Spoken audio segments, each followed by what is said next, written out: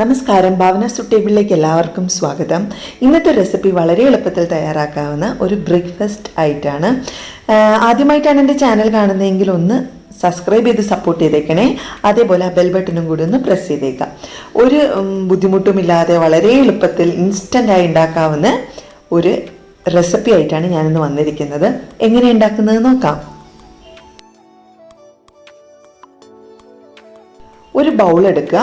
അതിനകത്തേക്ക് 1.5 കപ്പ് റവ, നമ്മൾ പുറത്തുനിന്ന് വാങ്ങിക്കില്ലേ നന്നായിട്ട് വറുത്ത റവ 1.5 കപ്പ്. അതിനകത്തേക്ക് 3 ടേബിൾ സ്പൂൺ മൈദ ഇട്ട് കൊടുക്കാം. അതേപോലെ 3 ടേബിൾ സ്പൂൺ പഞ്ചസാരയും കൂടെ ഇട്ട് കൊടുക്കാം.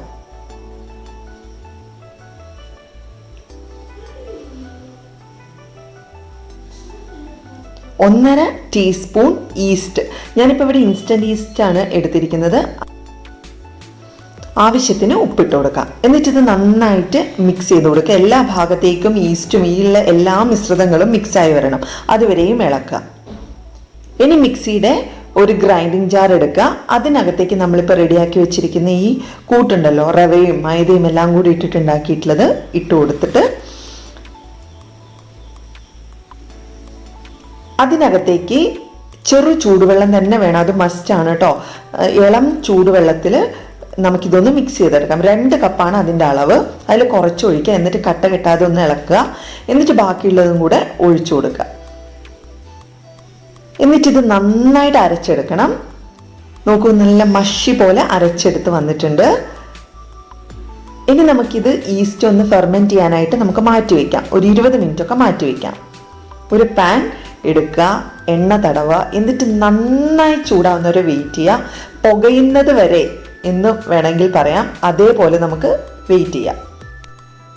നന്നായി ചൂടായി വന്ന പാനിലേക്ക് നമുക്ക് ഒരു തവി മാവ് ഒഴിച്ചു കൊടുക്കുക. എന്നിട്ട് അത് ഇളക്കോ സ്പ്രെഡ് ചെയ്യൊന്നും വേണ്ട.